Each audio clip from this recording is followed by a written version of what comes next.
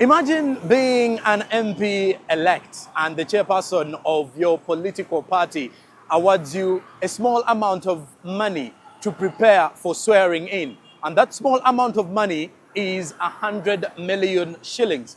Yes, you've heard that right, 100 million shillings. Now, yesterday at the National Leadership Institute in Chankwanzi, as the chairman of the NRM and president-elect of Uganda, Yoweri Museveni, promised the lawmakers that had turned up for the one-week retreat in the area 100 million shillings. Achako million piera rio. Million piera aboro iongo. I'm looking at something small for your swearing in. And something else later. So today we decided to pick opinions and views from political observers, analysts and other lawmakers on where this leaves the ordinary Ugandan. That is a very wrong thing, because this money could have been channeled into public utilities and public functions. We have hospitals like Mulago Hospital, Cancer Institute, that is in a sorry state. We have patients sleeping on the veranda, sleeping outside on the walkways and all that. That is, this money, 100 million per NRM member of parliament, they are 300 plus. This money could have improved something.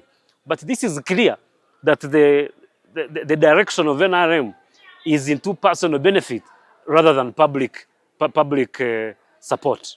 I don't know even where this president is going to get this money from, because he told us that he earns about 3 million shillings per month, which is just less than $1,000.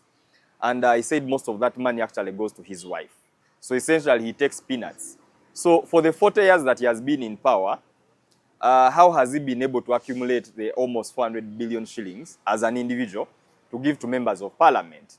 The IGG requires you that as a public official, you must declare your assets every year, the declaration of assets. So him actually as a public servant, he should be able to file returns with the IGG, indicating that, you know, I own this, I own that, and such that we can know that indeed he has the value to be able to get this money out of his own resources and give out to members of parliament. The president also cautioned the incoming lawmakers about corruption. If there is corruption in parliament, how will you control the other people?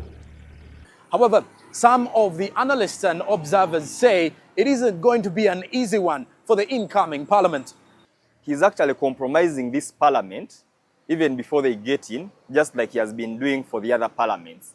And what that clearly does is that it shows that the ordinary Ugandan, you should no longer expect pro-people legislation to happen, because what the president wants is basically what this parliament is going to be passing. Members of parliament are simply representatives of the bigger society.